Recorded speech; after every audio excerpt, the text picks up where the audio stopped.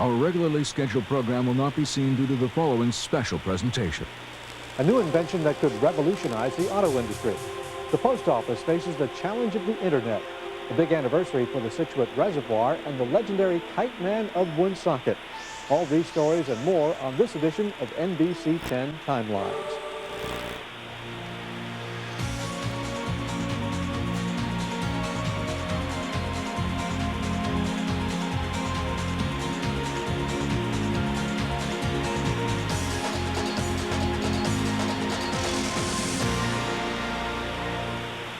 Hello, I'm Larry Esteppa. Welcome to NBC 10 Timelines.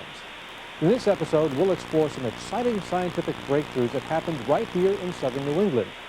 It's an incredible journey that will show you not only what took place in the past, but also give you an amazing glimpse into the future. We begin by meeting some local inventors whose work could have a dramatic impact on life in the 21st century. Over the past 100 years, the pace of change has increased geometrically. As we enter the 21st century, one thing seems certain: science and technology will continue to reshape our world. Here in southern New England, we've seen our share of ideas and inventions. Some have proved practical, while others have failed the test of time. Many scientists believe automotive fuel cells, which convert hydrogen and oxygen into electricity, will power our future. That future is taking shape in Attleboro, Massachusetts, at a company called Mechanology. What this is called a toroidal intersecting vane machine based on the geometry of the donut and a traffic intersection in space. Basically what happens is we have a series of vanes which rotate in one path, and another set of vanes which rotate 90 degrees to that. And those vanes just intersect in space at a traffic intersection on a donut highway. The concept may seem too difficult for the average person to grasp, but Steve Kamisic has the unique ability not only to design such an invention, but to describe it in simple terms. I figured out a way to make a donut become a really useful machine for a lot of advanced applications. The environmentally friendly nature of this new invention is a powerful selling point for engines powered by fuel cells. There's no unburned hydrocarbons, there's no carbon dioxide, there's no carbon monoxide. So it's just pure air and water coming back out the exhaust. Maybe you find it difficult to believe that any invention could scare the oil industry. Well, before you dismiss the possibility of cars powered by automotive fuel cells, you should know the government is taking this idea very seriously. The Department of Energy issued 30 grants related to fuel cell endeavors. We were one of those recipients. We got a 4-year grant for $2.74 million, which we'll put to very good use in further developing our technology. The system that Mechanology is designing to work with fuel cells is now in the developmental stages. Mass production of such devices is still years away, but early test results are encouraging. The amount of air that we're moving is as calculated, so that means we understand the geometry well enough to predict how much air we can move. We need to work on efficiency, reliability, noise issues, other things that make this not just a technology now, but start moving it into the realm of being a product. Creating a new product is just part of an inventor's task. Finding the right market for a novel idea calls for advertising it as dramatically and creatively as possible. That challenge is being confronted in new ways at C360 Technologies in Bristol. When you're coming out with something very radical and new, it's very difficult to market it because people need to associate another product with that. Oh, that's like this. Oh, that's like that. Oh, it's an improved version of this other thing. When you come up with something that's just so radical, so new, so different, people have a hard time attaching a value to it. That's especially true when the invention almost defies description. Neil Sally's creations seem to have arrived from another dimension. Essentially, what we're able to do is take a picture and make it visible from all sides. There's no more idea of just a frontal poster or an information kiosk that you'd walk up to and see it from one side. Now you can see it from all sides. It's marketable because it's a really great way to optimize the use of real estate in a retail environment like a store. People pay a lot of money to use wall space, to rent that space to put a poster in. With this technology, you can essentially optimize that space because you can make it viewable to 6 to 8 times as many people, because people can see it now from all sides. Inspiration. It's the birthplace of new ideas and the driving force for every original thinker. What inspires me most is not knowing how something works. The technology, for me, is almost something magic. I don't know how that thing works yet. And for me to be able to make something, for someone to look at and say, I don't know how that works, that's success for me. Mechanology and C360 Technologies, two of the most fascinating companies we've seen in a long time. Next on NBC 10 Timelines, it was one of the most ambitious innovations in the history of the United States Postal Service, and it took place right here in Rhode Island. And later in the program, a rare look beneath the waters of the Scituate Reservoir. Join us when NBC 10 Timelines continues. Fraser's Hearing Center always calls in experts to get important work done. And the hearing aid expert you should know is Robert Fraser at Fraser's Hearing Center in South Attleboro. Fraser's Hearing Center has fit more than 7,000 hearing aids. Fraser's way of saying thank you for 15 successful years is to give you this special offer. Siemens digitally programmable hearing aids are now on sale. For the best service and fair pricing, come to Fraser's Hearing Center, Route 1, South Attleboro, Massachusetts.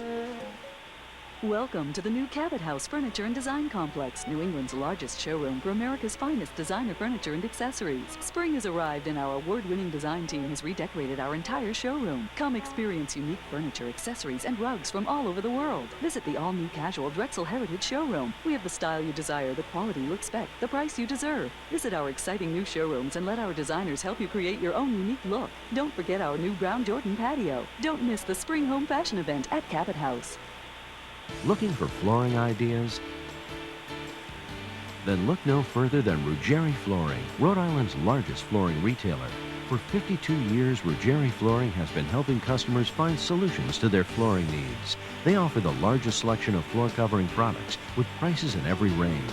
And their newly expanded area rug gallery offers even more quality selection. You have to see to believe.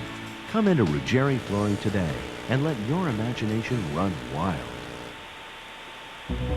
Legal Tips, brought to you by Lovett Shepard Harnett. Maybe you think because Rhode Island has compulsory auto insurance, you don't need uninsured motorist coverage. That's a mistake. It's estimated that 20% of Rhode Island cars have no insurance at all. And many drivers don't buy enough to cover your costs if you're injured. Don't play it cheap. Buy uninsured motorist coverage. It may be the smartest purchase you ever make. Delivering the mail in the age of the computer. Can the post office meet the challenge of the 21st century? Hello, I'm Mario Florio. NBC 10 Timelines continues our exploration of science and technology here in southern New England with a look at the changing face of mail delivery.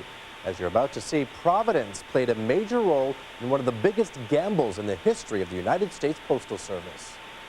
This magnificent new Providence, Rhode Island post office, with its hundreds of labor-saving devices and its meticulously engineered layout, is indeed the landmark in the Post Office Department's program of modernization and mechanization. Here comes the postman making his rounds in heartland America at the turn of the century. Back then, letters were written, delivered, and read at a leisurely pace. But by 1960, all that was about to change. Mr. Postmaster General, welcome again to Rhode Island. We are very proud of what you have done here. This beautiful post office is a great addition to our city of Providence and state of Rhode Island. I want to say that this is a moment that we of the Post Office Department look forward to for many, many, many months, because this is a result of nearly 8 years of planning into the development and building and putting into operation the first completely mechanized post office to be built anywhere on the face of the earth. Providence had been chosen as the testing place for a new and ultra-modern method of processing the mail. It was called Project Turnkey because a single key in a command booth could start the entire system. Officials in charge of the nation's postal service knew it would take an extraordinary individual to spearhead this dramatic transformation. The man they chose was dedicated, hardworking, and uncompromising. Harry Kazarian was one of the nation's youngest postmasters. A courageous war hero who led troops into combat on Okinawa during World War II, he was Rhode Island's most highly decorated Marine. Kazarian would lead the charge as the post office met the challenge of modern, mechanized mail delivery, a challenge that was growing more formidable every day. Doesn't seem like much, does it? Just another letter, just a little package. But nearly every person in the United States seems to be doing the same thing, dropping a piece of mail into the nearest box. By the late 50s, the nation's postal system was being overwhelmed by an ever-increasing flood of letters and parcels. The old method of handling mail was staggering under the weight of this heavy load. Something had to be done, and automation seemed like a magical answer.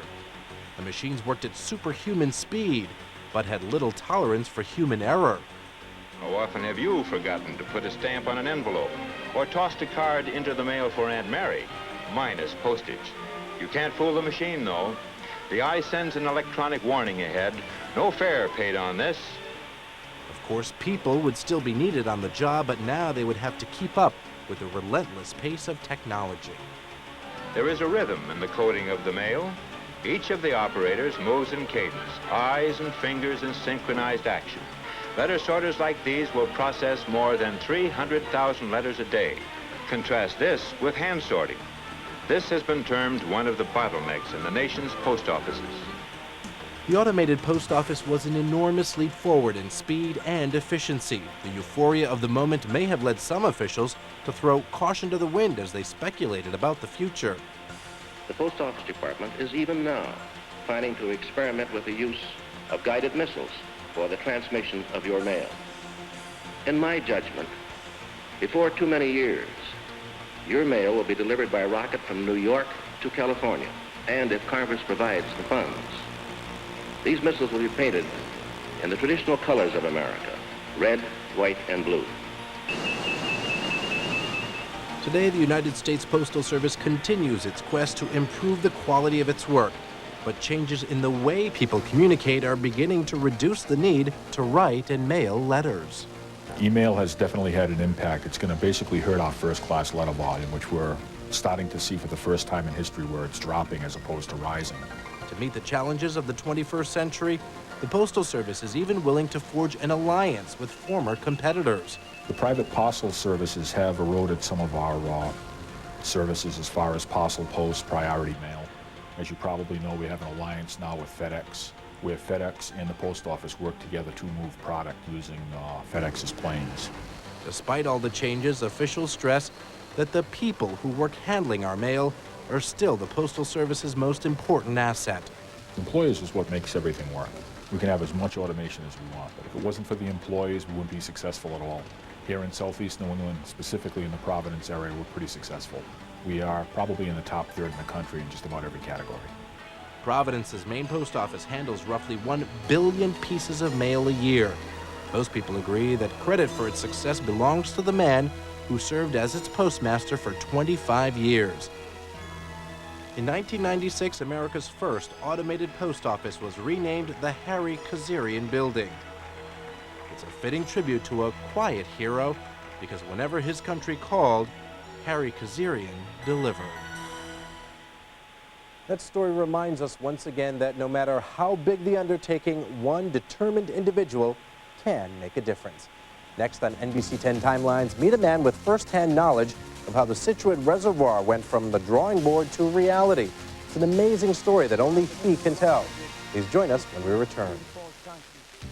Belonging to Credit Union Central Falls is more than membership to a credit union. It's membership to a family.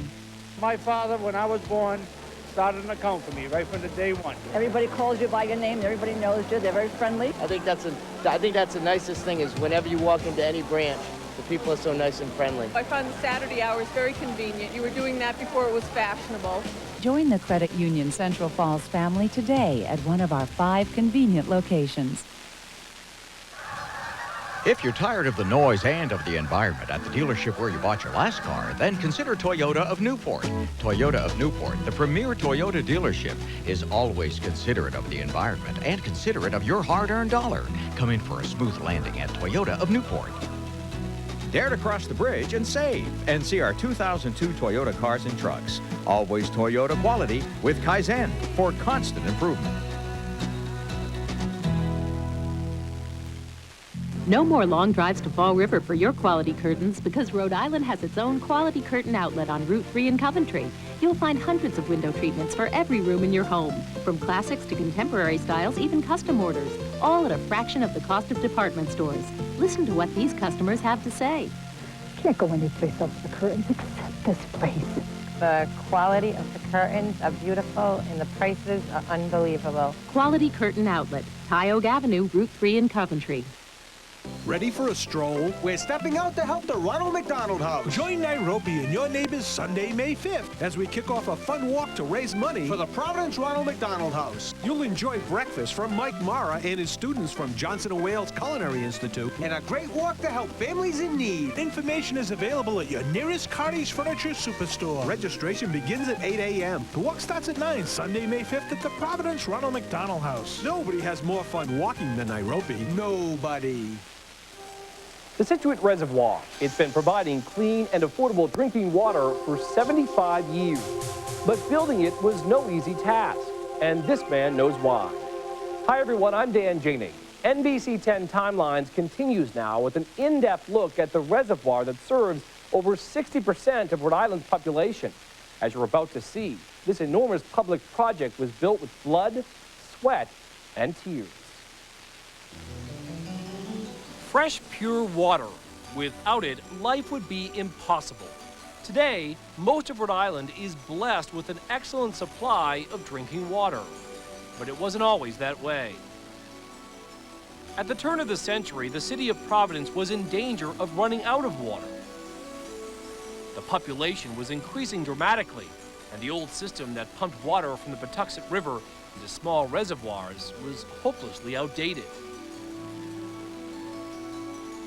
A new reservoir was proposed, but it was a controversial idea that met with stiff opposition from those who lived outside Providence. An ambitious plan for a large reservoir in the town of Scituate was finally approved. A huge dam, a sophisticated filtration system, and a massive pipeline needed to be built. Responsibility for the design, construction, and operation of the reservoir was placed in the hands of a young genius who had rocketed through Brown University's engineering program in just 3 years. In those days, we made surveys. And actually, the reservoir hadn't existed yet. We dug a tunnel. We dug a 15-foot diameter tunnel through rock, and then we lined it with 2 feet of reinforced concrete. And in those days, they didn't have trucks that could go in there, and they had mules to go in there with little carts and bring everything out.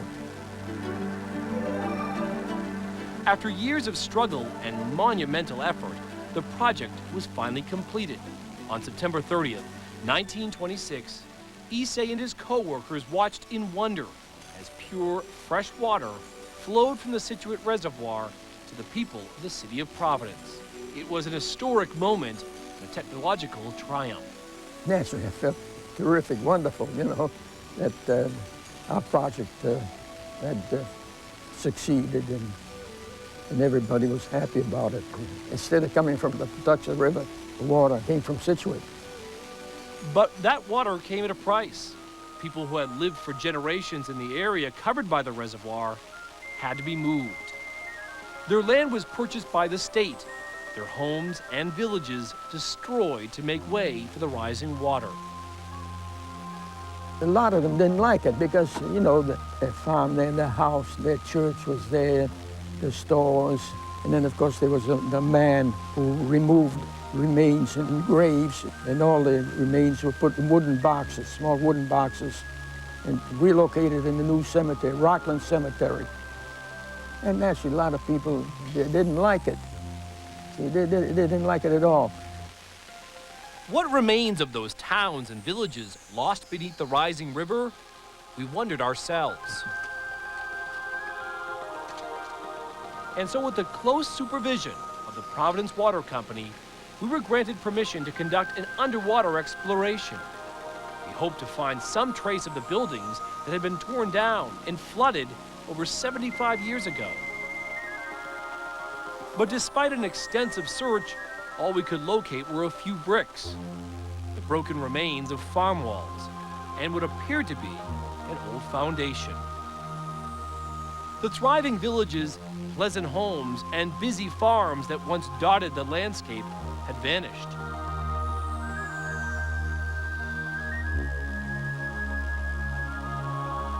Only ghostly memories remained of a way of life that had to be sacrificed for the good of so many others.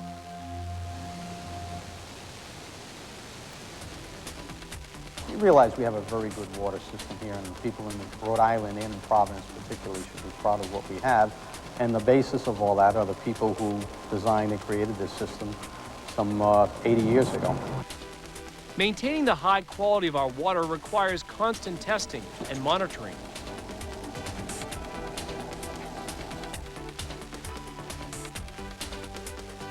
And most importantly, the source of that water, the Scituate Reservoir, must be vigorously protected from contamination. We have never allowed recreation, boating, or fishing in there, and as a result, we don't have those types of impacts affecting the raw water quality coming into the plant. Driving through Scituate, you can catch a glimpse of the aerators, the treatment facility's most famous feature. It's a beautiful sight, but they're not there just for show. Those aerators oxidize the water. They remove carbon dioxide from the water. They remove taste and odors, which can be unpleasant from the water. These large basins capture sediments that sink to the bottom before the water enters the treatment plant. What we end up with the water coming from these basins is a relatively clear water that then goes into our plant. When the water flows into the plant, it is treated with a variety of chemicals. These are typical feeders of the 4 chemicals we're adding. We're adding ferric sulfate, quicklime, fluoride, and chlorine. And they all have feeders of this nature which measure the chemical to the exact dosage that we specified. Recent technological improvements ensure that every step in the treatment process is carefully evaluated. And the entire water storage and distribution system can now be monitored and controlled by an operator at a centralized computer terminal. In the heat wave, it's our responsibility to get the filters on. We can treat 140 million gallons a day. But responsibility for our water supply doesn't rest solely with the employees of Providence Water. It's up to us, the consumers, to use this precious resource wisely. There was a quote from Ben Franklin that said, "When the well runs dry, then we know the worth of water." For more than 75 years, folks in Rhode Island have been blessed with an ample supply of affordable, fresh, pure water. We should never forget that this blessing came with a price. It took sacrifice, hard work, and the finest scientific minds to make this miracle a reality. And being able to talk to a man who was there when it all began, well, that's also a miracle. How old are you now, Mr. Yusef? Only 100. Only 100, but still going strong, and still rightfully proud of his greatest accomplishment. Our water is the best water in the country. Our water. That's right.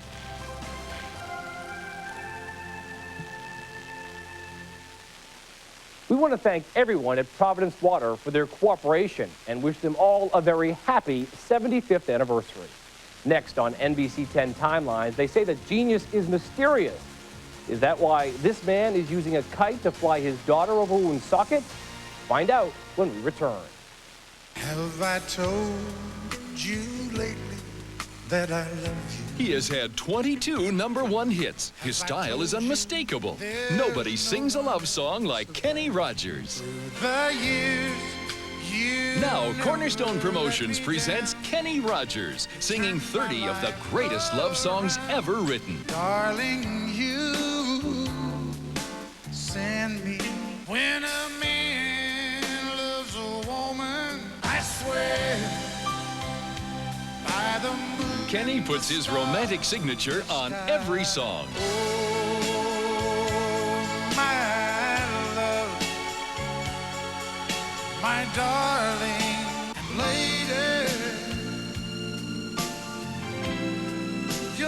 Here is one of the most beautiful collections of love songs ever assembled. 30 unforgettable classics. You are so beautiful, crazy. I'm crazy for feeling so lonely. Did you ever know that you're my hero? This Kenny Rogers treasury is available for a limited time only, so call this toll-free number now.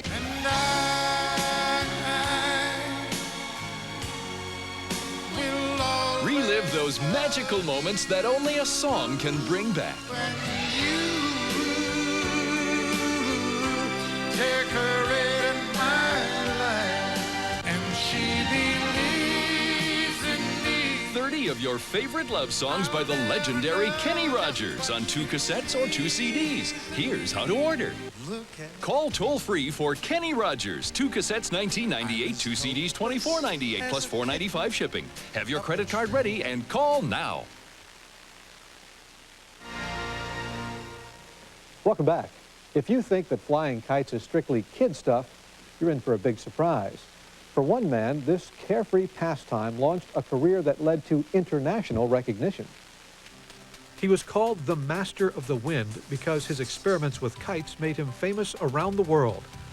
Dominic Jalbert was born in Canada, but moved to Woonsocket when he was just a boy.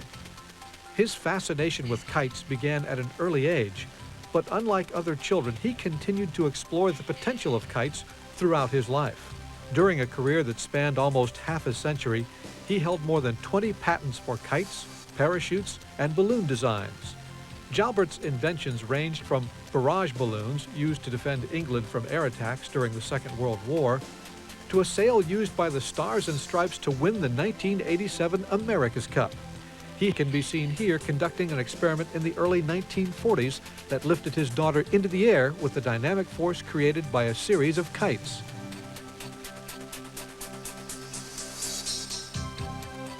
For kite enthusiasts around the world, Dominic Jalbert is an inventor of legendary status. What he did was come out with the first soft kite. There are no frame, there's no framing elements in this kite, there are no sticks. And so all of the kites that follow that genre today trace their ancestry back to Dominic Jalbert in 1963. It was said that he designed the first fundamental change to the parachute since Leonardo da Vinci. The steerable stunt chutes that so many people use for recreational skydiving, Dominic Jalbert designed. Jalbert spent the final years of his life in Florida, lecturing and designing new airborne creations. He died in 1991, but his reputation as a brilliant inventor will continue to soar for years to come. We hope you enjoyed this episode, and we encourage you to share your feedback with us by writing us at Timelines, care of www.turnto10.com. I'm Larry Estepa, inviting you to join us again next time for another edition of NBC 10 Timeline.